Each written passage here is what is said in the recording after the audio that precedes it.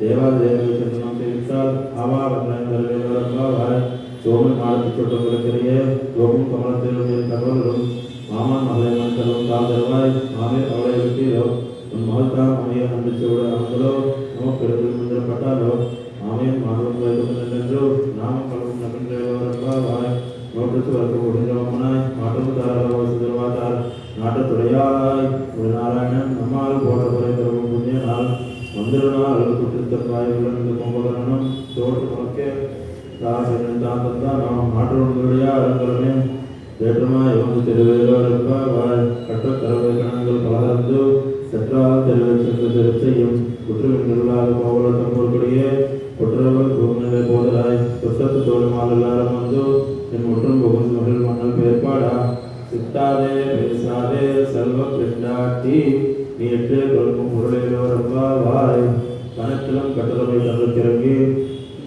நினைத்து முடிவுடைய என்று பால்சோரா வனத்திலின் வாசல் கடை பற்றி சிறுத்தனாக்கு கோமான சென்றா மனத்துக்கு நீயானை பாடும் நிவாய் திருவாய் நிறுத்தம் நினைத்துள்ளாதார் வருந்தேவரம்பாவாய் உள்ளின்வாய் கிருஷ்ணானை போலாவரசனை தில்லி கலந்தனாய் கீர்த்தனை பாடு போய் எல்லாரும் காவை கிளம்புக்கார் வெளி எழுந்தையால் மறந்துட்டு உள்ளும் சிறந்தனா போந்திரகனாய் புள்ளிக்குட விளங்கு நீராடாதே வெள்ளிக்கிழத்தியோ பாவாய் நாளால் வல்லம் தவிர்த்து கலந்தேவரம்பாவாய் உங்கள் புலைப்போடு தோட்டட்டுவாவில் செங்குல் நீவாய் மிகுந்து மாம்பலவாய் முங்கனா செங்கல் பாடு வரையும் தவத்தவர் செங்கல் திருப்பாய் சிக்கிடுவான் போந்தார் உங்களையும் மனம் குழுவான் பாதிவசம் நங்கா எழுந்தரை நாளையாய் செங்குள் சக்கரம் சங்கம் தரத்தையும் பங்கை கண்ணானாய் பாடையிலரம்பாவாய் எல்லே இலங்கையே எண்ணம் வருங்களையோ சிறந்தவரின் நங்கமை எப்போது நகின்றே வல்லவன் கட்டுரைகள் பண்டையும் வாரிலும் வல்லீர்கள் நீங்களே நானேதான் ஆயுடா ஓலேரி போத எனக்கு வேறுடையாய் எல்லாரும் போந்தார் போந்திருக்குள் வல்லானை கொண்டானை மாற்றாடே மாற்றிக்க வல்லானை மாயினை பாடையிலோ நம்பாவாய்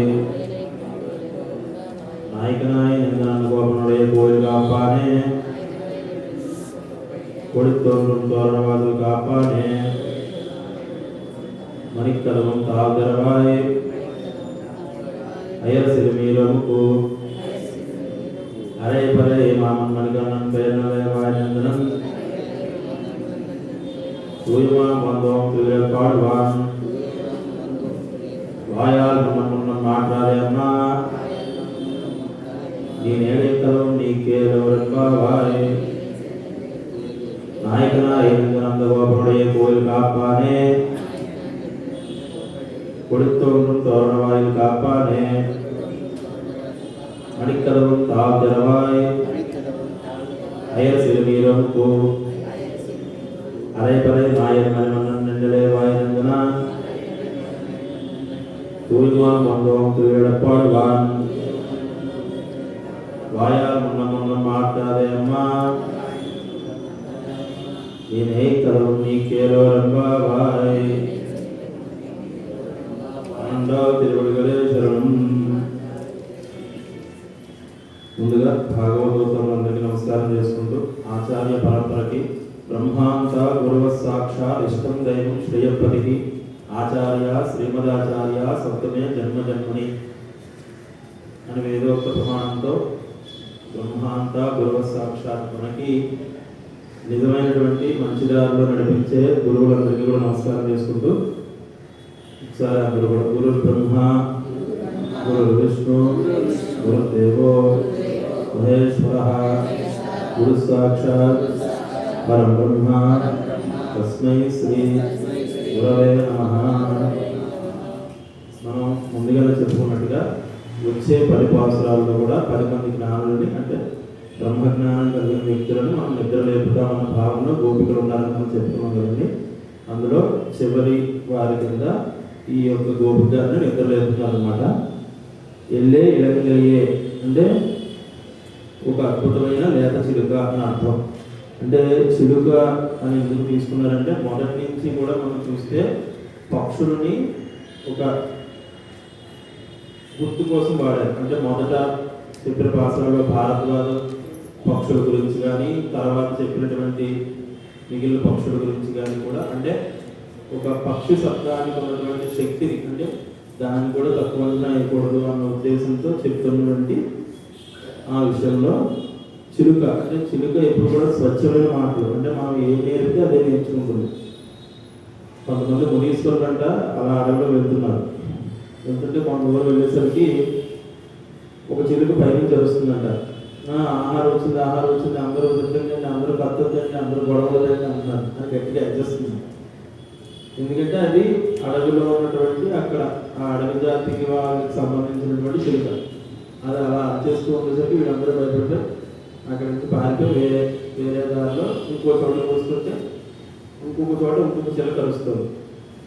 మునీశ్వరులు వస్తున్నారు, ఋషీశ్వరులు వస్తున్నారు, అందరూ కమండలు అంటండి, తీర్థం రెడీ సిద్ధం చేయండి, అందరికీ ఆసనాలు సిద్ధం చేయండి, ఇలా అంటుంటే అప్పుడు వీళ్ళు ఆశ్చర్యపోయారు. ఏంటి చిలకాల అంటే ఆ చిలకే అడుగుతుంది, మీరు ఏంటి మీరు అడగకుండా వచ్చారా అడుగుతుంది. అవును, నీకెలా తెలుసుకుంటే మీ ముఖంలో ఉన్నటువంటి ముఖ కవళికల ద్వారా నేను చెప్తున్నాను.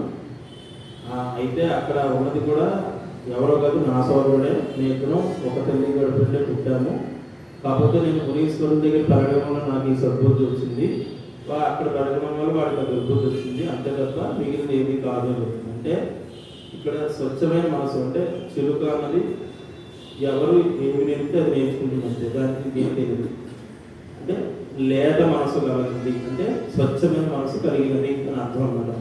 ఆ భాషలో వెళ్ళే అంటే ఇప్పుడు మనకి బాగా కావాల్సిన చనువుతో పిలుస్తాం కదా కొంచెం, ఆ విధంగా వెళ్ళే అంటే అంత చనువుతో పిలిచినటువంటి వెళ్ళే ఎలంగియే ఎన్న ఉరగలియో, ఇంకా పడుకున్నావా, అదేంటి ఇంకా పడుకున్నావు, సిల్లెండ్రు వేయర్మిన్ అంటే జిల్లు అని పిలువబడే, అంటే మన స్వామివారి కోసం మనం ఏవైతే వ్రతం చేస్తున్నామో దానికి వ్రతం చేయడానికి కావలసినటువంటి అన్ని అర్హతలు ఉన్న పరిపూర్ణరాలైన నీవు. అంటే మనం ముందు నుంచి చెప్పుకున్నట్టుగా ఒకరికి కళ్ళ గురించి చెప్పారు, ఒకరికి నేత్రాల గురించి, ఒకరికి కర్ణాల గురించి, మనం దీని ముందు దాంట్లో నాలుక గురించి ఇలా చెప్పుకున్నాం. అంటే ఇంద్రియ నిగ్రహం, ఈ అన్నీ కూడా ఇంద్రియ నిగ్రహానికి సంబంధించినవే.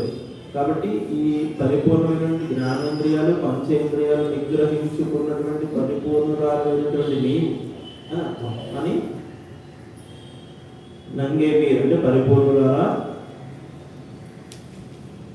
ఇంకా పడుకున్నావా అన్న అర్థంలో పిలిచారన్నమాట. అలా పిలిచే దానికి అంటే రెండు రకాలు ఉంటాయి సృష్టిలో, కృతజ్ఞత రెండు చదవడానికి ఒకేలా ఉంటాయి.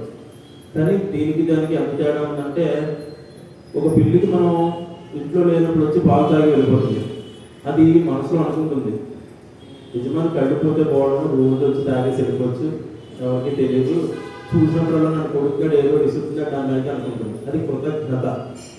అదే ఒక రోడ్డు మీద మనం బయటకు వచ్చినప్పుడు ఒక కుక్కు బిస్కెట్ పెట్టామనుకోండి, అది రోజు యజమాని బాగుండాలి, రోజు నాకు వచ్చి పెట్టాలి అని కోరుకుంటుంది. ఇది కృతజ్ఞత. రెండు ఒకేలా ఉంటాయి కానీ పదాలు వేరు. ఆ విధంగా ప్రపంచంలో రెండు రకాల మనుషులు ఉంటారు.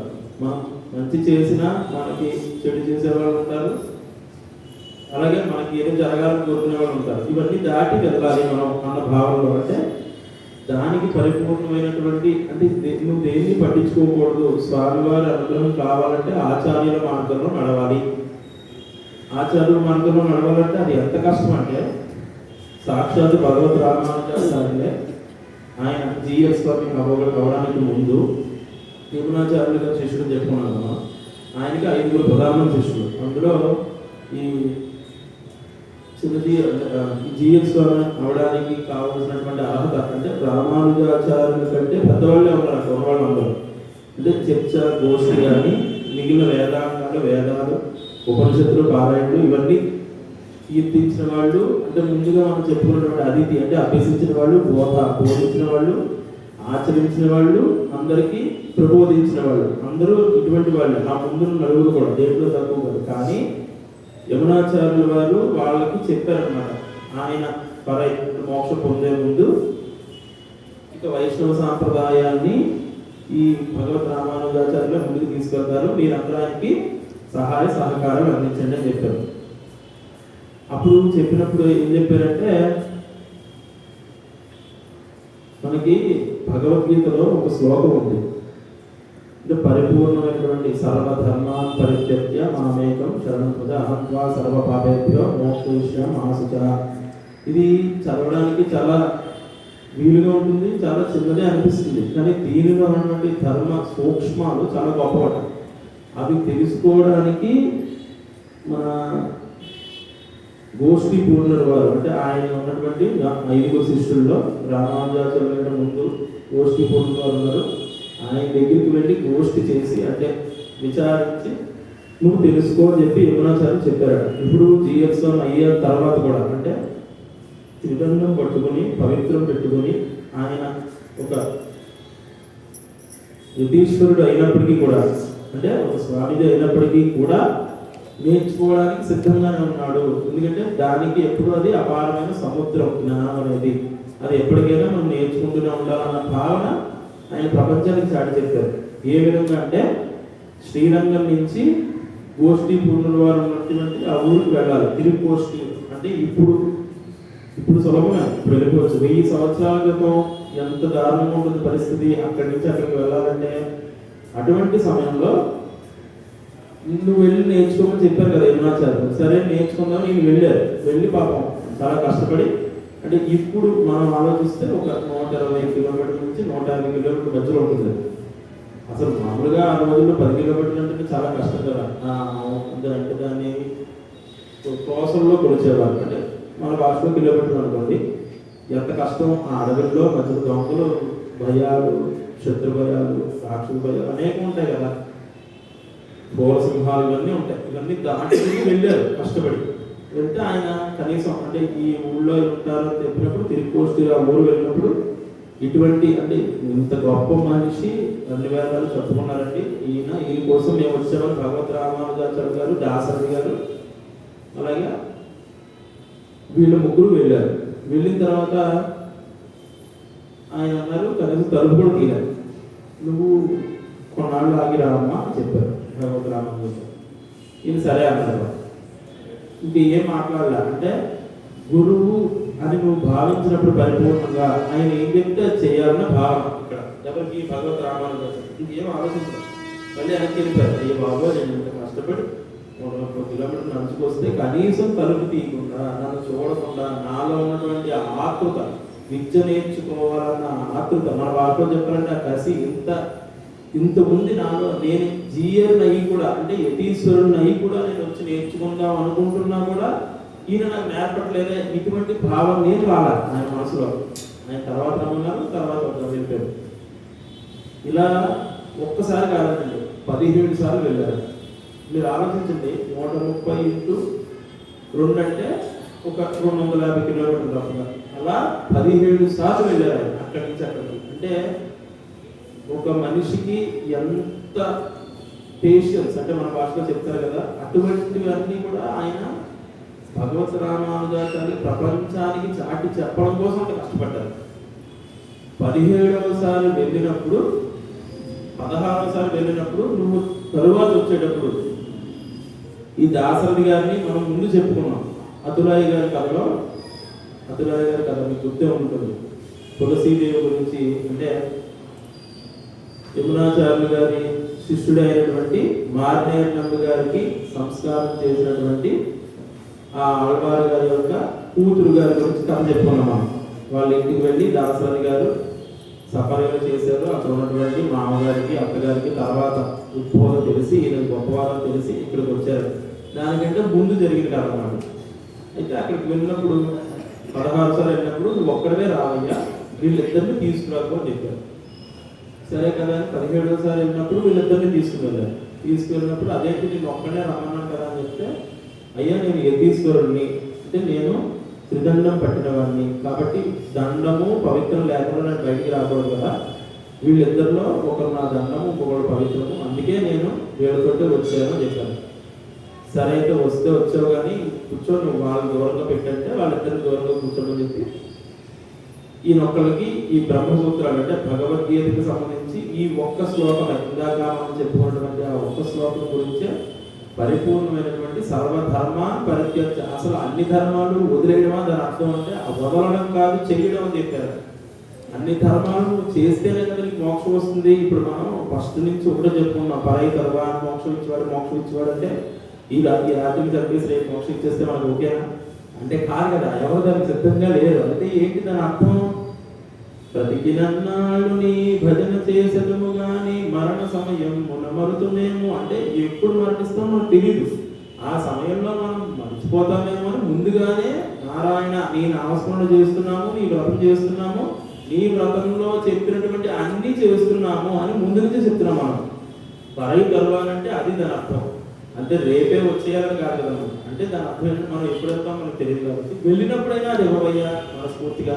ఎందుకంటే మేము మనస్ఫూర్తిగా చేస్తున్నాం కాబట్టి విగ్రహం కలిగి బోధదయ కలిగి అందరినీ ఒకేలా చూసే స్వభావం కలిగి నీ వ్రతంలో చేరడం వల్ల ఈ పవిత్రమైనటువంటి తిరుప్పావై కోష్టి తెలుసుకోవడం వల్ల మేము మారాము, ఇప్పటికైనా మనం కరుణించు, మనకు దయ చూపించు అని భావన. ఆ భావనలో ఉండగానే దీని పరిపూర్ణమైనటువంటి అన్ని అర్థాలు రహస్యాలు అన్ని కూడా గోష్ఠిలో నిర్ణయించుకున్నాం. గోష్ఠిలో చెప్పిన తర్వాత ఎవరికి చెప్పుకోని చెప్పి పంపించారు. అయితే బయటకు వచ్చిన తర్వాత అలా వచ్చిన వెంటనే ఇంకొక చోట కూర్చోబెట్టి దాశరథి గారు కాకుండా పవిత్రంగా భావించేది దాశరథి గారు కదా, ఇంకొక ఆళ్వారు ఉన్నారు, ఆయనకి మొత్తం ఈ నేర్చుకున్న మొత్తం రహస్యాలని ఆయన చెప్పేశారు. రామానుజాచార్యులు చెప్పేసి వెళ్ళిపోయారు. వెళ్ళిపోయిన కొన్నాళ్ళ తర్వాత దాశరథిని పిలిచి నువ్వు వెళ్ళి తిరుకోష్ఠికి వెళ్ళి మన గోష్ఠి ఉన్న వారికి వెళ్ళి ఆయనకి శుశ్రూష చేస్తూ అంటే ఆయనకి సేవ చేసుకుంటూ నేర్చుకుంటారా పంపించారు. అంటే ఈ నాకు కూడా చెప్పేస్తారు అనుకున్నారు దాశరథి, చెప్పలేదు. అంటే ఎవరికి చెప్పాలి ఎవరికి చెప్పకూడదు, ఏం చెప్పాలి ఏం చెప్పకూడదు ఇవన్నీ తెలిసిన వాళ్ళు ఆచార్యులు అవుతారు కదా. ఆ విధంగా ఆయన ఎప్పుడైతే దాశరథి గారు అక్కడికి వెళ్ళారో ఒక 6 నెలలు శుశ్రూష చేశారు. సేవ చేయడం, పొద్దున్న లేవడం, కమండలం సిద్ధం చేయడం. అంటే మనం ముందుగా చెప్పుకున్నాం రామానుజాచార్యులు ఎప్పుడు కూడా భగవత్ కైంకర్యానికి ముందుండేవారు. అంటే విశేష కైంకర్యం ఏమున్నా కూడా ముందుండాలి, నీ యొక్క పని పక్కన పెట్టేయాల్సిందే అనే భావన కూడా ఉంది కదా మనం ముందు చెప్పుకున్న భాషలు. ఆ విధంగా ఈయన పొద్దున్న లేవడం, ఆయనకు కావాల్సిన కమండలం అది సిద్ధం చేయడం, ఆ అనుష్ఠానానికి వాటికి కావాల్సిన తీర్థం ఇవన్నీ సిద్ధం చేయడం, ఇవన్నీ రోజు ఆ పనులన్నీ సరిపోతున్నాయి. ఇలా ఒక 6 మాసాలు గడిచిపోతే ఆయన చెప్పట్లా.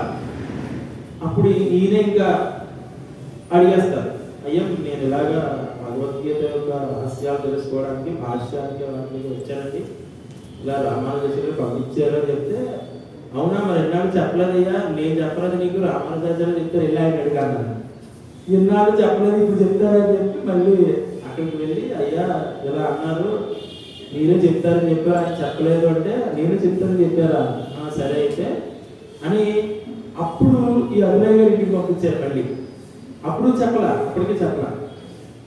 అప్పుడు అభినయ్ గారు ఇంటికి వెళ్ళిన తర్వాత అక్కడ ఇది జ్ఞానోదయం అయింది. అంటే మనకి అన్ని వచ్చు, మనకి అన్ని తెలుసు, మనం ఆచార్యులతో సమానంగా భావన రాకూడదు ఎప్పుడు కూడా.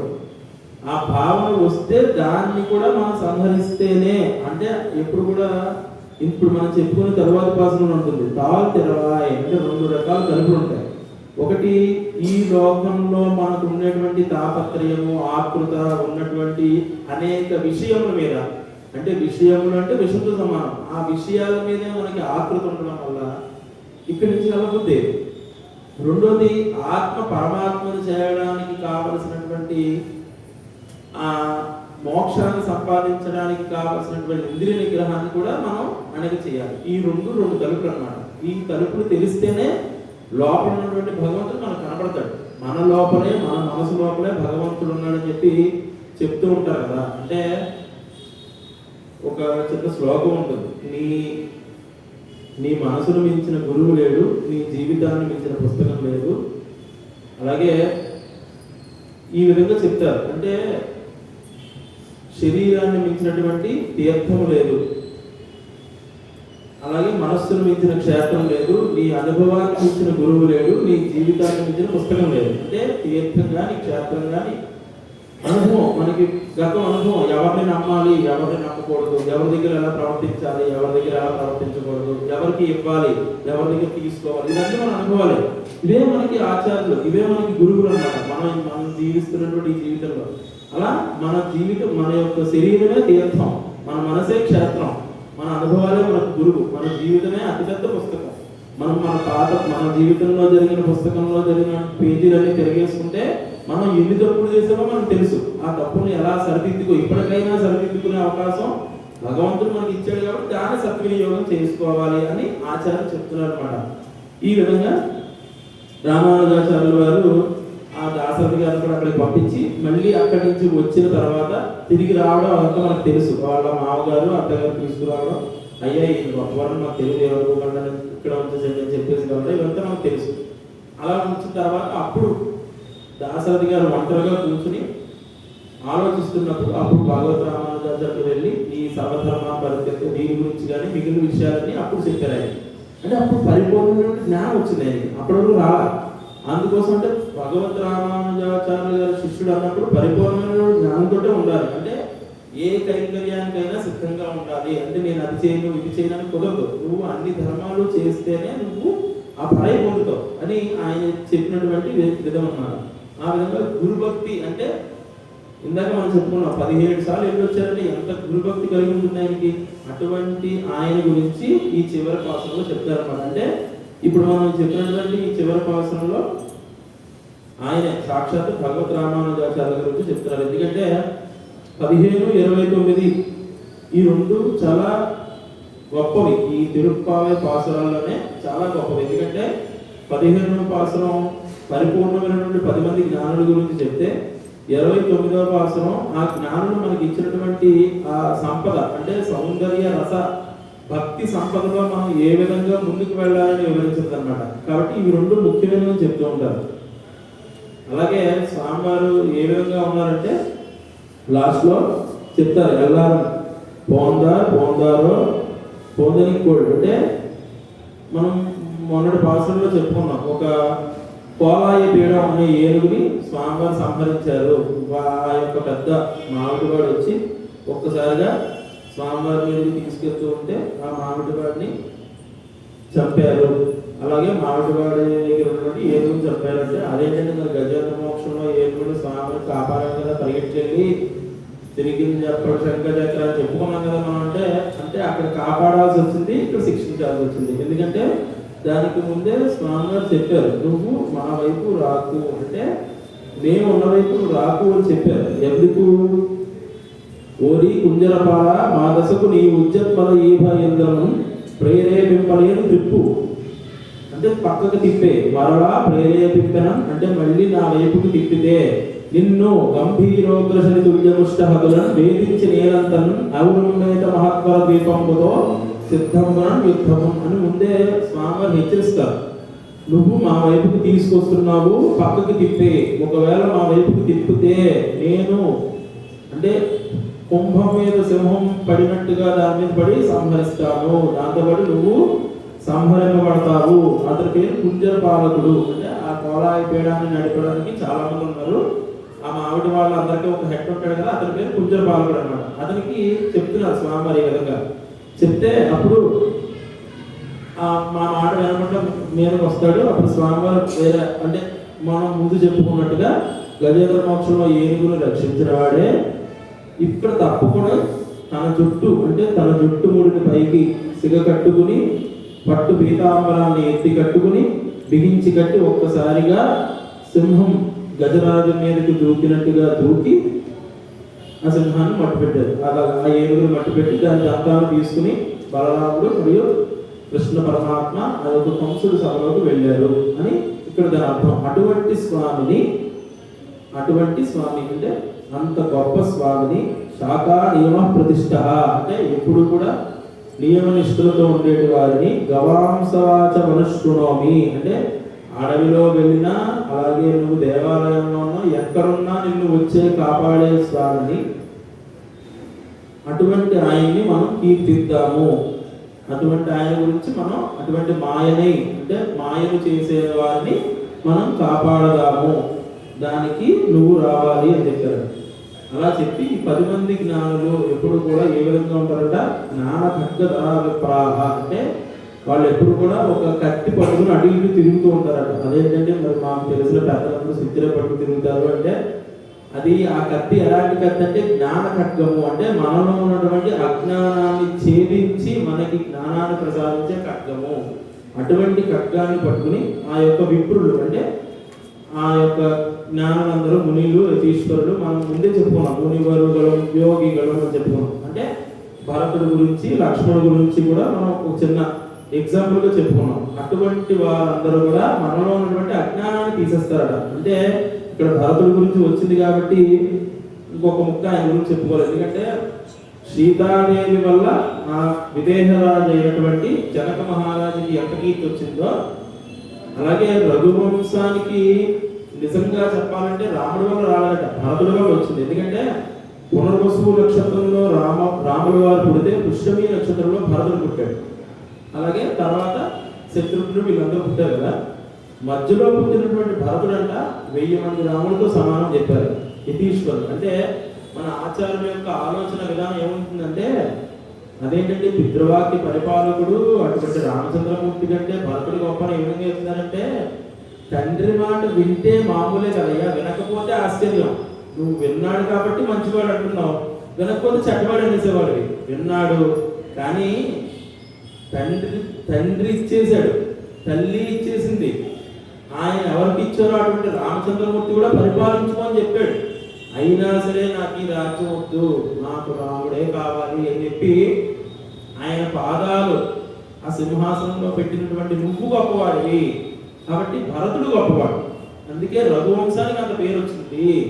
అంత గొప్ప త్యాగం చేసే గుణం ఉన్నటువంటి భరతుడు గొప్పవాడు. ఎందుకంటే నీ గొప్పతనం ప్రజలకు తెలియాలన్న విషయంలోనే రాముడు ఆ విధంగా చేశాడు అని కూడా చెప్తారన్నమాట.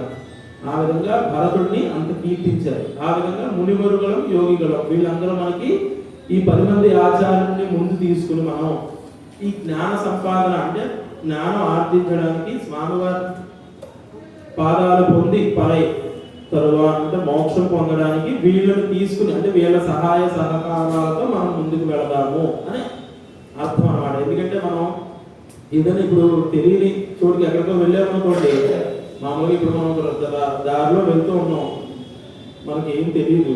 అప్పుడు మామూలుగా ఈ రోజుల్లో ఏం చేస్తున్నారు, ఇది వరకు రోజుల్లో అంటే అక్కడికి ఎలా వెళ్ళాలండి అంటే ఎవరో అప్పుడు చెప్పేవారు. ఇప్పుడు అంత సపోర్ట్గా ఎవరికి లేదు కాబట్టి ఎవరిని అడగట్లా, అందరూ సెల్ ఫోన్ ఓపెన్ చేసుకుంటారు, మ్యాప్స్ ఓపెన్ చేసుకుంటారు, కొడుతున్నారు. నేను ఓకే గూగుల్ అంటే అది ఇండియాలో చెప్తుంది, ఆవిడ ఇండియాలో అంటే అలా చెప్తుంది. ఒక్కసారి అలా నదిలో కూడా వెళ్ళిపోకుండా తెలిపోతుంది ఈ మధ్య. అంటే అలా ఉండే ఈ రోజుల్లో కూడా నువ్వు ఎటు వెళ్తే నీకు మంచి జరుగుతుందో అని చెప్పినటువంటి ఆచార్యులు మనకు ముఖ్యం. ఎందుకంటే మామూలుగా ఉన్నటువంటి ఈ సందర్భాల్లోనే మనం ఎటు వెళ్తున్నామో తెలియనప్పుడు సాక్షాత్తు ఆ స్వామివారి యొక్క పరమ మోక్షం పదం అంటే మోక్షధామానికి వెళ్ళాలంటే మనకి ఏమి తెలియాలి? ఇవన్నీ తెలియజేయడం కోసం మన ముందు ఒక 10 మంది జ్ఞానాలు పెట్టుకుందాం. మనం మాత్రం వెళ్ళిపోతే కుదరదు. వాళ్ళు అంటే ఈ 5 లక్షల మంది గోపికలు ఈ 10 మంది జ్ఞానులని ముందు పెట్టుకుని ఎలా అయితే ముందుకు వెళ్ళారో మనందరం కూడా 10 మంది జ్ఞానులు అంటే ఆచార్యులు చెప్పినటువంటి ఈ మంచి మాటలన్నీ కూడా తీసుకుని మనం మొదటి నుంచి చెప్తున్నాం. అంటే ఎవరిని ఏమనుకుందా, ఎవరిని బాధ పెట్టకుండా ఇంద్రియ నిగ్రహం కలిగి ఇవన్నీ చెప్పుకున్నాం కదా, బోధదయ కలిగి ఇవన్నీ చేస్తూ మీ యొక్క పరంపరను మేము కొనసాగిస్తాము. ఈ వైష్ణవ సాంప్రదాయాన్ని ముందుకు తీసుకెళ్ళి అందరికీ హరినామస్మరణ అన్నది మేము విశేషంగా తెలియజేస్తాము, దానివల్ల కలిగే ఈ పరై అందరికీ ఇస్తాము అన్న భావంలో ఈ విధంగా 15వ పాసురంలో చెప్పినటువంటి విషయం అన్నమాట. తర్వాత ఇవాళ నేటి పాసురైనటువంటి 16వ పాసురంలో నాయగనాయ్ నందగోపనుడై కోయిల్ కాపానే అంటే కృష్ణ పరమాత్మ అడిగారంట ఒకసారి వాళ్ళ నాన్నగారి దగ్గరికి వెళ్ళి, నాన్నగారండి ఇప్పుడు మనకు ఉన్నటువంటి ఈ గొల్లపల్లి అంటే ఈ బృందావనంలో ఎవరండి పెద్దవాళ్ళు అని అడిగితే వెంటనే చెప్పారంట, మనమేనయ్యే పెద్దవాళ్ళం. ఏ దేని గురించి అంటే లేదండి నాన్నగారు, అందరి ఇల్లు ఒకేలా ఉన్నాయి, మరి మా ఇల్లు సపరేట్గా ఏం లేదు, అందుకే నాకు ఈ అనుమానం వచ్చిందని చెప్పారు. వెంటనే అబ్బాయి బాగానే అడిగావు, నాకు కూడా ఈ ఐడియా రాలేదు, అప్పట్లో వచ్చుంటే నేను ఇంకో ఫ్లోర్ అయినా వేసేవాడిని. సరే ఇప్పుడు ఏం చేస్తే బాగుంటుందని ఆలోచిస్తున్నాను అంటే, ఓ పని చేస్తాను నాన్నగారు, ఒక గరుడ ధ్వజం ఎగరేద్దాం, మన ఒక జెండా అంటే కోడి అంటారు కదా, ఒక జెండా ఎగరేద్దాం మన ఇంటి ముందు, అప్పుడు మన ఇల్లు అందరి ఇళ్ళ కంటే గొప్పగా ఉంటుంది అని చెప్తే, అవునా నిజమే, మంచి ఆలోచించావు, నాకు రాలేదు ఆలోచన, బాగానే చెప్పావు అంటే సరే అని చెప్పి జెండా ఎగరేశారు. పాపం వెళ్ళి మంచి కుర్రాళ్ళ కూర్చున్నాడు అనిపిస్తుంది. అసలు విషయం ఏంటంటే, రాత్రి పాపం గోపికలు వచ్చారు. వస్తే వాళ్ళకి ఈ ఇళ్ళన్నింటిలో ఏ ఇల్లు కృష్ణ పరమాత్మ తెలియ కన్ఫ్యూజ్ అవుతారేమో అని వాళ్ళకి సహాయం చేయడానికి ఈయన జెండా ఎగరేయించారు. మళ్ళీ ఏంటి నాన్నగారి కోసం అన్నట్టుగా ఒక చిన్నది క్రియేట్ చేశారు అవకాశాన్ని.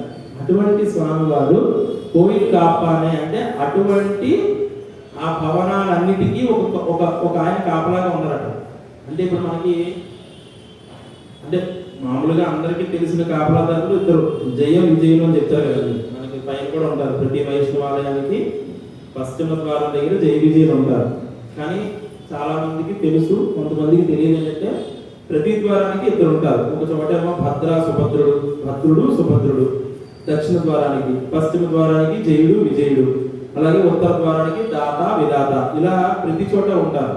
కాకపోతే తూర్పు ద్వారానికి కుముదుడు కుముదాక్షుడు, వీళ్ళు ఇప్పుడు మనకి ఇక్కడ స్వామివారు ఉంది, ఇలాగే ప్రతి చోట ఉంటుంది.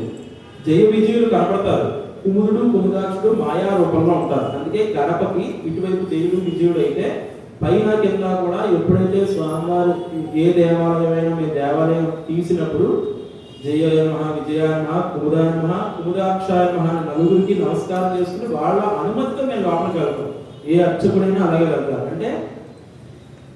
అంటే ముందు ఎవరు అనుమతి తీసుకుంటున్నారు, అక్కడ ఉన్నటువంటి ద్వారపాలకులు అనుమతి తీసుకుని లోపలికి వెళ్తున్నాం. దానికి గల కారణం ఏంటంటే ఇందులో మనకి చెప్పారు, కోయిల్ కాపానే అంటే పరాశర భట్టు వారు ఒక అద్భుతమైనటువంటి విశేష అధికారాలు సామాన్య అధికారాలు గల 2 రకాల ద్వారపాలకులు ఉంటారు. అంటే మనం చెప్పుకున్నట్టు కుముదుడు కుముదాక్షుడు వాళ్ళు అనుకోవచ్చు, మాయా రూపంలో ఉంటారు. అంటే వాడు అనుకుంటే తలుపులు రావు, అలాగే బిగుసుకుపోతాయి. మనం ఎంత ప్రయత్నించినా ఇంకా బిగుసుకుపోతే తప్ప రావన్నమాట. అంటే దీని అర్థం ఏంటి, మనం ఎంత ఈ యొక్క సంసార సముద్రంలో ఇంకా లోపలికి వెళ్ళిపోతే ఏ విధంగా బయటికి రాలేమో ఆ విధంగా ఇది జరుగుతుంది. కాబట్టి ఎప్పటికప్పుడు వదలడం తెలుసుకో, ప్రతిదీ పట్టుకోవడం కాదు, హరినామస్మరణ తప్ప. అంటే దీన్ని కూడా ఉదయం అంటారంటే దాన్ని వదలకూడదు, దాన్ని తప్ప దేన్నైనా వదలడానికి ప్రయత్నించు. మిగిలిన ఒక్కసారిగా వదిలేమని అర్థం కాదు, వదలడానికి సిద్ధంగా ఉండే మనసుని ఇప్పటికైనా సిద్ధం చేసుకో అన్న భావన. ఆ విధంగా అక్కడ ఉన్నటువంటి తోండ్రులు అంటే ప్రకాశిస్తున్న తోరణవాసులు కాపానే అంటే తోరణమునకు ఉన్నటువంటి ఒక ద్వారపాలక. అంటే ఈ ద్వారపాలకుడి దగ్గరికి వెళ్ళి అడుగుతున్నారు అనమాట, మణికదవం తాల్తెరవాయ్ మణి కవాటముల యొక్క ఆ గడియను తెరువు అంటే ఆ తలుపు తెరువు అన్నారు. అంటే స్వామివారి బృందావనం అంటే ఆ యొక్క వైకుంఠం నుంచి ప్రత్యక్షంగా ఇక్కడికి వచ్చారు. మనకి శాస్త్రంలో చెప్తారు, లక్ష్మీనారాయణ కొలిచిన వాళ్ళు చాలా ధన్యులు, వాళ్ళకి స్వామివారు చాలా అనుగ్రహిస్తారు అని చెప్తారు. అలాగే నంద యశోద దేవులు అంటే వాళ్ళకి ముందుగా అక్కడి నుంచి వచ్చినటువంటి ఎక్కడ జైల్లో నుంచి వచ్చినటువంటి స్వామివారు నంద యశోద దేవులకు వస్తారు. వాళ్ళ దగ్గర పెరుగుతున్నటువంటి కృష్ణుడిని కొలిచేవారు ఇంకా ధన్యులు అని చెప్పారు. అలాగే గోపికలు కొలిచే కృష్ణుడు ఇంకా ధన్యులు అని చెప్పారు. అంటే స్వామివారి యొక్క అర్చామూర్తి స్వరూపం మనం 108 విశేష క్షేత్రాలు ఉన్నాయని చెప్పుకున్నాం. ఆ విధంగా మామూలుగా ఇప్పుడు మనం ఏదైనా ఒక చోటుకు వెళ్ళామనుకోండి, మనకి ఇందాకే చెప్పుకున్నాం, ఇప్పుడు ఏ కంచో వెళ్ళాము, కంచిలో మామూలుగా మనకి వేణుపల్లి బంగారుపల్లి లేదంటే అమ్మవారు మీనాక్షిదేవి వీళ్ళందరూ ఉంటారు, మొదలు కంచి కామాక్షిదేవి వీళ్ళందరూ ఉంటారు.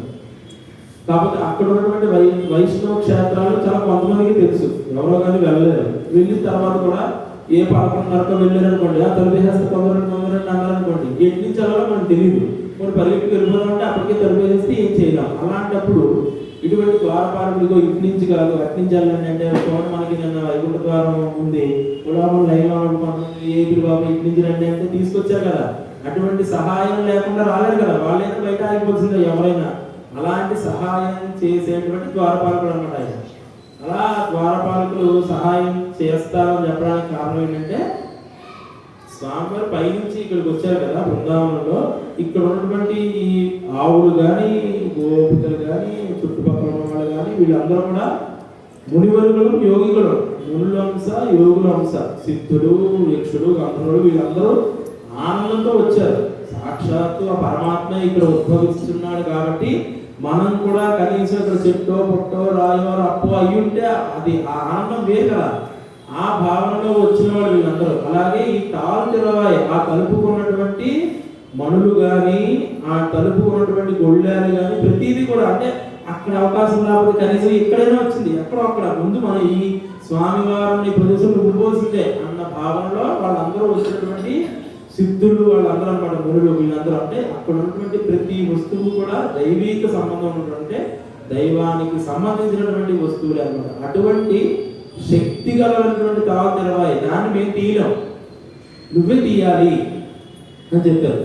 ఏమంటే ఆయన అన్నాడు అనమాట, ఇప్పుడు వచ్చేయండి అయ్యా అర్ధరాత్రి ఎటుగానట్టు, రేపు పొద్దున్న రండి రేపు తీస్తాను అంటే లేదు లేదు మేము మమ్మల్ని ఇప్పుడు రమణ స్వామారు అని చెప్పారు.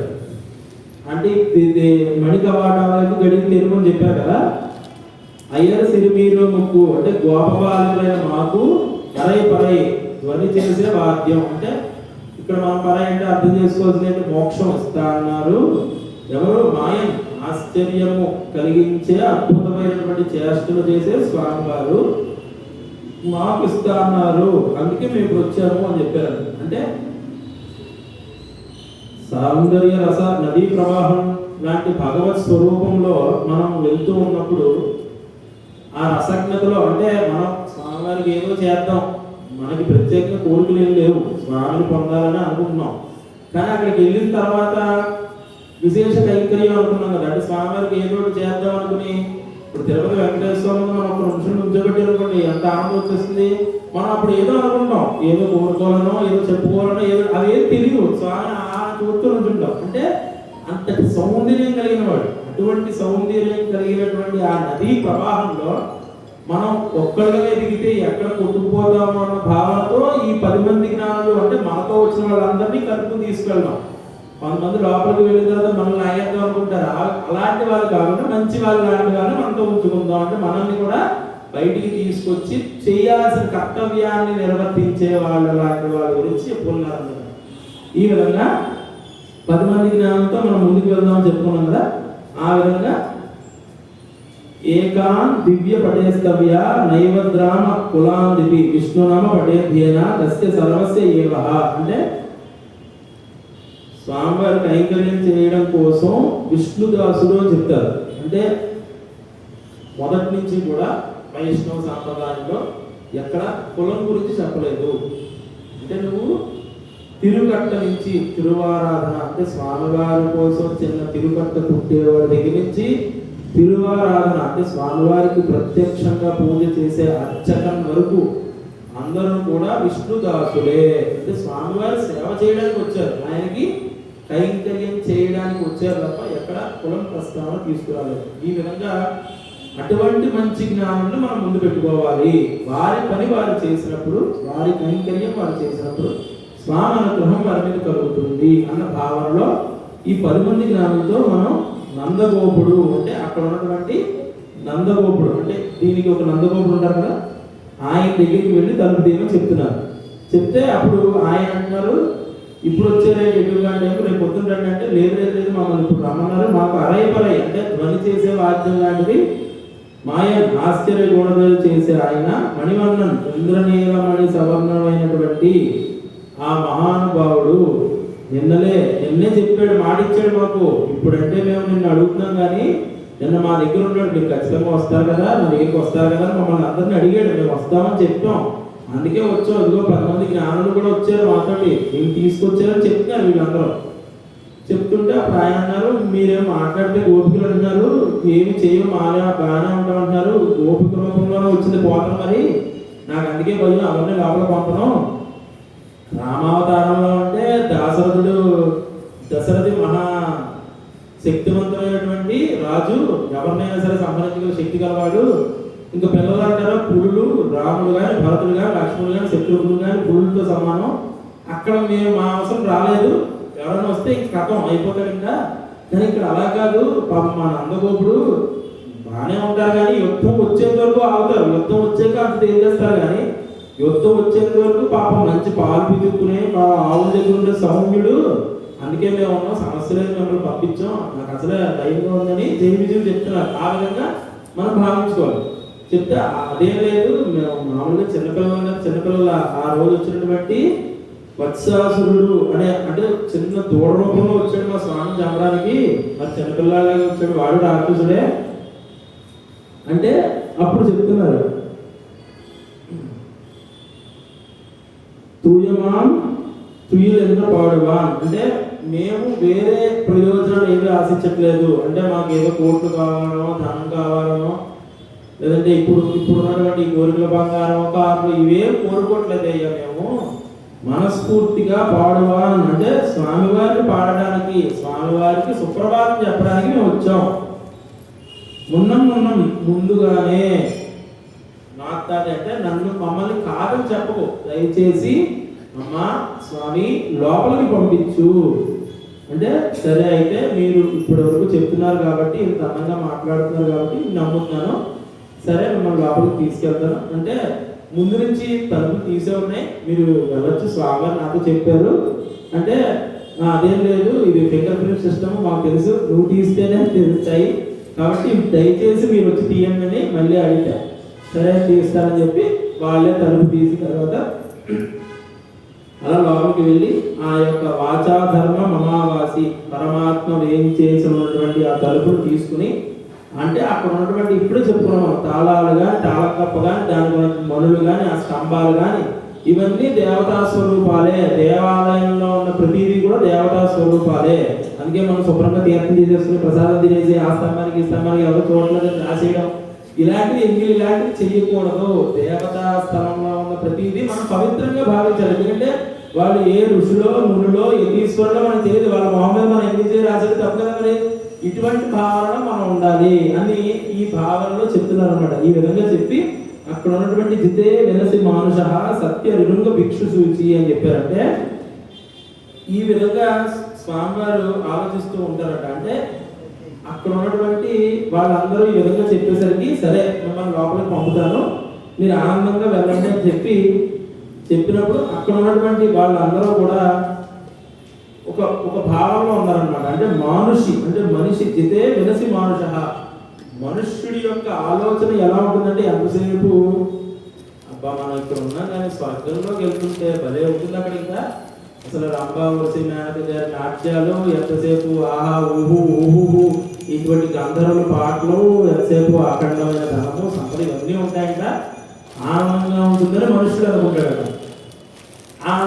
అప్పటికే ఎప్పటి నుంచో స్వర్గలోకంలో ఉన్నటువంటి ఇంద్రుడు ఉంటాడు కదా, ఆయన అనుకుంటారంటే ఇక్కడే ఉంది అసలు ప్రతి వాడి తర్వాత, అంటే నా తలరాతతో సహా అందరిది రాసేవాడు బ్రహ్మదేవుడు. అసలు బ్రహ్మదేవుడు లోకం అంటే అద్భుతంగా ఉంటుంది, అది కదా అసలు ఎవరి తర్వాత నేను కదా రాయాలి అన్న భావంలో ఇంద్రుడు ఉంటాడు. సరే ఇలా పక్కన పెడితే బ్రహ్మలోకంలో బ్రహ్మదేవుడు ఏమనుకుంటాడు, ఎంతైనా మనం రాస్తున్నాం కానీ నేను ఎక్కడి నుంచి వచ్చిన హిరణ్య గర్భ సమవర్త కదా, నేను ఆయన యొక్క లోపల నుంచి వచ్చినటువంటి ఆ యొక్క ఒడ్డు, అందులో నుంచి వచ్చినటువంటి నేను, అటువంటి మరి నారాయణకి నా పైన ఎక్కడో ఉన్నాడు, ఆ వైకుంఠానికి కదా నేను వెళ్ళాలి, ఎప్పటికైనా వైకుంఠంలో ఉన్న వాళ్ళు అందరూ ఆనందం అందే ఉందని బ్రహ్మదేవుడు అనుకుంటాడు. ఇంతకీ వైకుంఠంలో ఉన్నటువంటి అనంతుడు, గరుడు, విశ్వక్షేణుడు ఇటువంటి, అంటే వైకుంఠంలోకి వెళ్ళాలంటే ఏ విధంగా వెళ్ళాలి, డైరెక్ట్ గా వెళ్ళడం లేదు. ఆ బ్రహ్మదేవుడిని అక్కడికి వెళ్ళాడు. ఏ విధంగా వెళ్తాడు, మునివరుగలం యోగులలో ఇప్పటివరకు చెప్పుకుంటుందే మనం. ఆ పరై మనకి మాత్రమే సాధ్యం, మానుష్య జనంలో ఉన్నటువంటి మనం మాత్రమే. ఎప్పుడైతే ఈ మొదటి నుంచి చెప్తున్నటువంటి ఈ పద్ధతులు, అంటే ఈ రూల్స్ అండ్ రెగ్యులేషన్స్ అన్ని పాటించి మన జీవితాన్ని సక్రమంగా సద్వినియోగం చేసుకుని ఆ పరై పొందగలమో అప్పుడు మనం వైకుంఠానికి వెళ్ళగలం. అంటే భూలోకంలో మునిలో ఋషులో యతీశ్వరులో అవి పుట్టాల్సింది. అప్పుడు నిజంగా అక్కడికి వెళ్ళేవాడని బ్రహ్మదేవుడు అనుకుంటాడు. ఇక్కడ ఉన్నటువంటి మునులు వీళ్ళందరూ ఏమనుకుంటారు, అప్పటికే వాళ్ళకి పరై నిశ్చయం, అంటే ఎప్పటి నుంచో వాళ్ళు మహర్షులై ఉండి అది పొందే అవకాశం వచ్చేసింది. కానీ అప్పటికి వాళ్ళు ఏం బాధపడుతూ ఉంటారంటే, మనం ఇన్నాళ్ళు అసలు కాలాన్ని వృధా చేసాం, కానీ మొదటి నుంచి పుట్టుక దగ్గర నుంచి హరినామస్మరణ చేస్తూ ఉంటే ఎప్పుడు నిత్యం ఆ యొక్క అనంత కోటి అద్భుతమైనటువంటి లీలలు ఉండేటువంటి ఆ వైకుంఠంలో ఆ అనంతుడు కానీ, గరుడు కానీ, శేషాద్రి కానీ, లేదా ద్వారపాలకులు కానీ, విశ్వక్షేణులు కానీ ఎవరైనా అయి ఉంటే బాగుంటుంది, మనం స్వామివారిని ఎప్పుడు చూస్తూ ఉండొచ్చు అని వాళ్ళు అనుకుంటారు. అయితే అక్కడ ఉన్నటువంటి అసలు వీళ్ళందరూ ఎవరిని చూద్దాం అనుకుంటున్నారో ఆ నిత్య పురుషుడు, పరమాత్మ అయినటువంటి పరమ పురుషుడైనటువంటి ఆ గుణాలకు అతీతుడైనటువంటి ఆ పరమాత్మ ఏమనుకుంటాడంటే, అసలు సత్యభిక్షూచి శ్రీరంగే నగర అంటే కలియుగంలో వైకుంఠంగా చెప్పబడే ఈ శ్రీనగరంలో కనీసం ఒక భిక్షువుగా అయినా తిరుగుతూ ఉంటే చాలా అద్భుతం. అంటే అటువంటి అద్భుతమైనటువంటి శ్రీనగరం, అంటే దాన్నే శ్రీరంగం చెప్తారు కదండి. అటువంటి శ్రీరంగం యొక్క కీర్తిని చెప్తున్నారు ఇక్కడ. ఆ విధంగా ఆ శ్రీరంగంలో భిక్షువు అంటే భిక్షమైన ఎత్తుకుంటూ తిరిగితే నాకు అదే ఆనందం. ఎందుకంటే వైకుంఠంలో ఏముందయ్యా, ఏమీ లేదు, అసలైన ఆనందం అంతా ఇక్కడ కదా ఉంది. పొద్దున లేచిన దగ్గర నుంచి రాత్రి దగ్గర మీ కైంకర్యాలు, స్వామికి జరిగే సేవలు, ఈ అద్భుతమైన ఆరాధన, ఇది కదా అసలైన స్వర్గం, ఇక్కడ ఉండుంటే బాగుంటుంది అని స్వామి అనుకుంటారు. ఆ విధంగా ప్రతి మనిషి యొక్క ఆలోచన ఎప్పుడైతే ఈ యొక్క స్వామివారి చరణారవింద సౌందర్యమే నాకు శరణం, అంటే రామానుజ శరణం చరణం ప్రపత్తి అని చెప్తారు. అంటే రామానుజాచార్యుల వారు చెప్పినటువంటి పరంపరలో నడిస్తే ఖచ్చితంగా మనకి పరై వస్తుంది అన్న భావన మనకి ఇక్కడ అర్థమవుతుంది. ఆ విధంగా ఈ లోకంలో ఉన్నటువంటి వీళ్ళందరూ కూడా 3 రకాలైనటువంటి గురువులు ఉంటారు. అంటే ఇప్పుడు చాలా రకాల మంది గురువులు వచ్చేసేటప్పుడు కలియుగంలో ప్రతివారు నేను గురువు అని చెప్పేసుకోవడం, ఉన్నది లేనిది దక్షిణాచారం అంటారు, వామాచారం అంటారు, వారాచారం అంటారు, వాళ్ళాచారం అంటారు, మా ఆచారం అంటారు, ఇలా అయిపోయింది. కానీ న్యాయంగా గురువు అనేవాడు ఎప్పుడు కూడా శాస్త్రం చెప్పిందే చెప్పాలి, శాస్త్ర ప్రమాణంగానే చెప్పాలి. అంతేగాని నేను కిల్లి వేసుకుంటున్నానయ్యా నువ్వు కిల్లి వేసుకో, అమ్మవారిని పెట్టేసుకో, దోషం లేదు, ఇలాంటి చెప్పే వాళ్ళందరూ గురువులు అవ్వరు.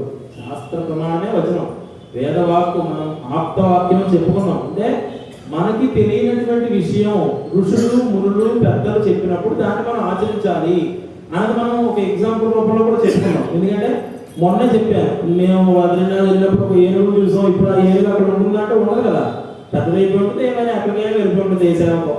అంటే మనం దర్శించలేనప్పుడు దర్శించిన వారి యొక్క అనుజ్ఞ మేరకు మనం నడుచుకోవాలి మన భావన మనకి ఇక్కడ కలుగుతుంది. అటువంటి గురువులు 3 రకాలు ఉంటారు. అయితే వాళ్ళు ఏ విధంగా ఉంటారంటే ఉపకారులు, ఉత్తారకులు, ఉద్దేశ్యులు 3 రకాలుగా ఉంటారు. అంటే ఉత్తారకులు అంటే మనకి దైవానికి మధ్య ఒక మంత్ర సాధన, అంటే మంత్రం దైవాధీనం అని చెప్తారు. అంటే మంత్రానికి ఉన్నటువంటి శక్తి అలాంటిది, దాంట్లో ఉన్నటువంటి అనుదాత్త ఉదాత్తాలు ఇవన్నీ కూడా మంత్రానికి శక్తిని ఇస్తాయి. అటువంటి శక్తికరమైనటువంటి మంత్రాలు ఎప్పుడైతే అద్భుతమైనటువంటి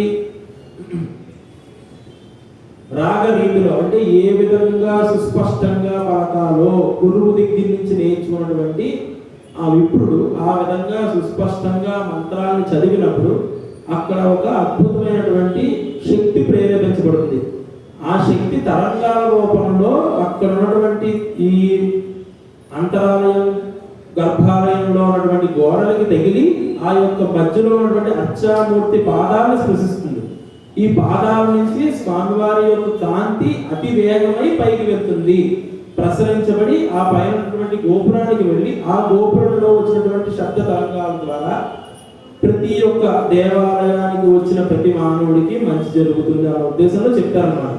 అంటే ప్రతి మంత్రానికి అంత శక్తి ఉంటుంది. అందుకే మంత్రం ఎప్పుడు కూడా స్పష్టంగా సుస్పష్టంగా పడగాలి. అంతేగాని ఏదో అలా అన్నట్టు ఉంటే అది కుదరదు అన్నమాట. దాని యొక్క ఉచ్చారణలోపం ఉండకూడదు. మనం చెప్పేది చిన్న మంత్రమో పెద్ద మంత్రమో అది అనవసరం.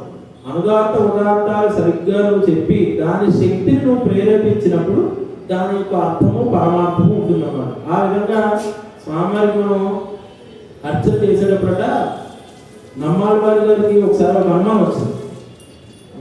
స్వామితో డైరెక్ట్గా మాట్లాడుతున్నాం నేరుగా, నాకు పరమాత్మ నాకు అనుమానం రాకూడదు కానీ మామూలుగా వచ్చిందయ్యా, ఇప్పుడు నీ పాద సౌందర్యాన్ని అలాగే ఉదర సౌందర్యం అలాగే నీ ముఖ మండపంలో ఉన్నటువంటి సౌందర్య రాశి వల్ల నీ పైనటువంటి నవరత్నాల కిరీటం మెరుస్తోందా, నవరత్నాల కిరీటం మెరుపు వల్ల నీ మొహం మెరుస్తోందా, నాకు తెలియట్లేదు, ఎంతసేపు చూసినా అలా చూడాలనిపిస్తుంది. కానీ నేను చూడండి స్వామివారి ఉత్తర ద్వారం నుంచి మనం పైకి వెళ్ళినప్పుడు అలాగే చూస్తూ నిలబడాలని అనుకుంటారు ప్రతి వాళ్ళు కూడా. వెంకటేశ్వర స్వామిని చూస్తూ ఇంకొక 5 నిమిషాలు ఉంచితే బాగుందని ప్రతి వారికి ఆ భావనే. ఎందుకంటే స్వామివారి ముక్త మోహన రూపం అటువంటిది. అటువంటి ముఖమండపంలో ఉన్నటువంటి ఆ శక్తి, ఆ కాంతి, ఆ వెలుగు ఏ విధంగా వస్తుంది, పైన ఉన్నటువంటి నవరత్నాల కిరీటంలోని మొహం పడుతుందా లేదా నీ యొక్క ముఖ శక్తి దాన్ని పడుతుందా నాకు తెలియట్లేదయ్యా అంటే, నీకే కాదు ప్రతి వాళ్ళకి అనుమానం ఉంటుంది. దానికే ఆపాద మస్తక పర్యంతం అని చెప్తారంటే పాదాల నుంచి మొదలుపెట్టి పాద ప్రకృతి శర పర్యంతం ఈ శక్తి ఎప్పుడైతే నాలో వర్తిస్తుందో నా ముఖమండపం నుంచి ఆ శక్తి బయటికి ప్రసరింపబడి అందరికీ మంచి జరుగుతుంది అన్న భావనలో చెప్పారనమాట. అంటే మనం హారతి కూడా ఇస్తాం. అంటే మాకు మామూలుగా అర్చక పరీక్ష నిర్వహించినప్పుడు మామూలుగా మంత్రం చెప్పమంటారు, ఏదైనా శ్లోకం చెప్పమంటారు, అలాగే ప్రాక్టికల్స్ కూడా ఉంటాయి. మరి వచ్చిన వాళ్ళకి ఏ విధంగా నువ్వు హారతిస్తావు ఇవన్నీ అడుగుతారు కదా. అప్పుడు మేము చెప్తాం పాద ప్రకృతి శర పర్యంతం అని. మామూలుగా హారతి 12 సార్లు ఇవ్వాలి. వచ్చిన వాళ్ళందరికీ 12 సార్లు ఎత్తు కూర్చుంటే ఒప్పుకోరు కాబట్టి ఏదో అలా పంపించేస్తా సామరాజ్యం విరాజించాను అందరినీ న్యాయంగా. అదే ఆ విధంగా అంటే అవకాశాన్ని అవసరాన్ని బట్టి కొన్నిసార్లు తప్పదు. ఏదో అంటారు కదా వసతిములంతటి వాడే అడిగేది. కాబట్టి ఆ విధంగా ఏంటంటే ముందుగా న్యాయంగా మాట్లాడుకుంటే ఆ చరణానికి 3 సార్లు ఇవ్వాలట. అంటే ఆపాద మస్తక పర్యంతం ముందు పాదానికి 3 సార్లు ఇచ్చి, తర్వాత ఉదరానికి 3 సార్లు ఇచ్చి, హృదయానికి అంటే లక్ష్మీదేవి పద్మావతి దేవి ఉన్నటువంటి ఆ హృదయానికి 3 సార్లు ఇచ్చి, ఆ తర్వాత ముఖమండపాంతో కలిపి 12 సార్లు ఇలాగ స్వామివారి ఆపాద మస్తక పర్యంతం హారతిస్తాము. ఈ విధంగా నాలో ఉన్నటువంటి ఆ శక్తి ఆ విధంగా వస్తుంది. ఇటువంటి శక్తిని ఇచ్చేటువంటి ఆ మంత్రాన్ని మనకి ప్రబోధించేవారు, అనుష్ఠించేవారు, మనకి ఉపదేశించేవారు ఉంటారు కదా. అంటే ప్రతి మంత్రం కూడా మన ఇష్టం చదివేసుకోకూడదు. దానికి కొన్ని పద్ధతులు ఉంటాయి. అంటే ఒక పౌర్ణమి నాడు కానీ, లేదంటే ఒక గ్రహణం రోజు కానీ, ఒక దేవాలయంలో కానీ, ఒక నదీ తీరంలో కానీ, సముద్ర తీరంలో కానీ, ఎక్కడో అక్కడ దానికి సంబంధించినటువంటి ఆ అనుష్ఠాన ప్రక్రియ, ఆ మంత్రోపదేశం అనేది ఆచార్యులు చేస్తారు. అటువంటి గొప్ప ఆచార్యులందరినీ కూడా ఉత్తారకులు అంటారు.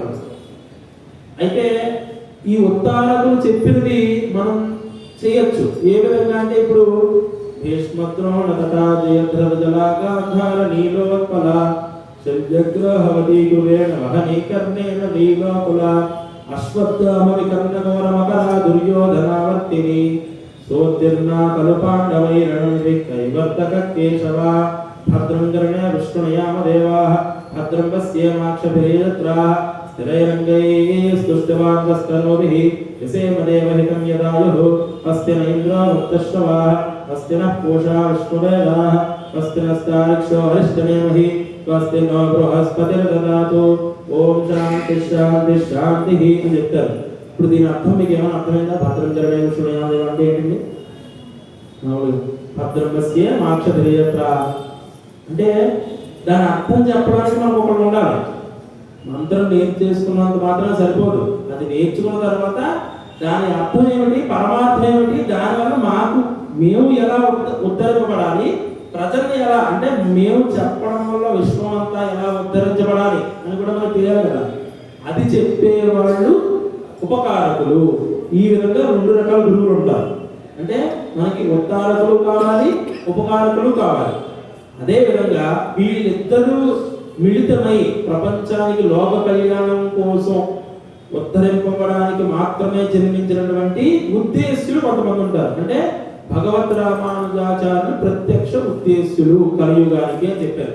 అలాగే మధ్వాచార్యులు, వికాసాచార్యులు, ఇటువంటి ఆచార్యులు అందరూ కూడా కలియుగంలో ప్రత్యక్షంగా, శంకరాచార్యులు వీళ్ళందరూ కూడా ప్రత్యక్షంగా లోక కళ్యాణం కోసం, విశ్వశాంతి కోసం వారి యొక్క జీవితాన్ని త్యజించి ప్రపంచానికి చాటి చెప్పినటువంటి మహానుభావులు అన్నమాట. వీళ్ళని ఉద్దేశులు అని చెప్తారు. ఈ రకంగా మనకి 3 రకాల గురువులు ఉంటారు: ఉపకారకులు, ఉత్తారకులు, ఉద్దేశులు. ఉత్తారకులు మనకి విషయాన్ని చెప్తే, ఉపకారకులు విషయం యొక్క విజ్ఞానాన్ని అందిస్తే, ఈ రెండింటిని మిళితం చేసి లోక కళ్యాణం చేసిన వాళ్ళు ఉద్దేశులు. ఇటువంటి వాళ్ళందరికీ నమస్కారం చేసుకుంటూ మేము వచ్చాము, వాళ్ళందరినీ ముందు పెట్టుకుని వచ్చాము కాబట్టి తలుపులు తీయండి అని చెప్పి అక్కడ ఉన్న వాళ్ళకి అడిగేసరికి వెంటనే ఆయన అన్నారు, అలాగే నేను తీస్తాను, మీరు ఆనందంగా లోపలికి వెళ్ళండి. నీవు చెప్పినటువంటి నేసం అంటే దగ్గరగా చేరిన దృఢముగా ఉన్న 2 తలుపుల్ని, అంటే దృఢంగా ఉన్న తలుపులు ఏంటి, మనం ఇందాకే చెప్పుకున్నాం, మనలో ఉన్నటువంటి ఈ భూమిని వదలలేని పరిస్థితి, అంటే మనకు ఉన్నటువంటి విషయముల మీద మన మనసు వెళ్ళిపోతూ ఉంటుంది అంతసేపు. ఆ విషయాన్ని వదిలేసి విషయం వైపు మనం ఎప్పుడైతే, ఏ విషయం, స్వామివారి తిరుప్పావై హరినామస్మరణ విషయం వైపు మన మనసు పెట్టి, అదేవిధంగా 2వ తలుపు నుండి ఆత్మ పరమాత్మలో చేరాలన్న భావనతో ఈ 2 తలుపులు ఎప్పుడు దగ్గరగా ఉంటాయి. వాటిని తెరిచి లోపల ఉన్నటువంటి స్వామిని కీర్తించడానికి నీకే నువ్వు తెరవయ్యా అంటే మనల్నే తెరమని చెప్తున్నారు. రంగాబాయి మన వ్రతము ఉన్నది కాబట్టి ఈ విధంగా మనం చేద్దామని అమ్మవారు మనకి ఇక్కడ చెప్తున్నారు అన్నమాట. ఆండా తిరువళగలే శరణం. ఓం నాయక నాయనందనందన బాపునే కోయిల్ కాపానే, ఓడి తోండ్రం తోరణవాయిల్ కాపానే, மணிக்கடகம் தாழ் தருவாய் அயல் சிறுமீரோமுக்கு அரைப்படை மாயன் நிலை வாயிரம் தூயமாம் வந்தோம் துயிலப்பாடுவான் வாயில் முன்னம் மாத்தாதேம்மா நீனே கதவு நீக்கியல்வரம்பாவாய். நாயகனாய் நந்தகோபுடைய கோயில் காப்பானே, கொடுத்தோன்றும் தோழவாயில் காப்பானே, மணிக்கதவும் தாழ் தருவாய் அயல் சிறுமீரோமுக்கு அரைப்படை மாயன் நிலை வாயிரந்தனான் தூய்மாம் வந்தோம் துயிலப்பாடுவான் வாயில் முன்னம் மாட்டாதே அம்மா நீ கதவும் நீக்கியலோரம்பாவாய். ஆண்டாள் திருவள்ளுவரே சரணம். ஸ்ரீயக்காந்தாய கல்யாண தயேபினான் ஸ்ரீவேங்கட நிவாசாய ஸ்ரீனிவாசாய மங்களம். ஸ்ரீமத்திய விஷ்ணு ஜத்தாய மனோநந்தன ஹேதவே நந்தநந்தன சுந்தரி கோதாயே நித்ய மங்களம். ஸ்ரீமதே ரமேஜா மாத்ரு முனீந்திராய மகாத்மனே ஸ்ரீரங்கவாசினி பூயா நித்யஸ்ரீ நித்ய மங்களம். स्वोच्चिष्ट मालिका वंदा गंध मंगल विष्णवे विष्णुदत्त तनोजाय गोदाये नित्य मंगलम. मातृदा किंचनत्राण बद्ध कंकणपाणये विष्णुदत्त तनोजाय गोदाये नित्य मंगलम. मंगलाशासन परे मदाचार्य पुरोगमैः सर्वैश्च पूर्वे आचार्यै सत्कृताय अस्तु मंगलम. हरि सर्वोत्तम वायुजीवोत्तम. जय श्रीमनारायण.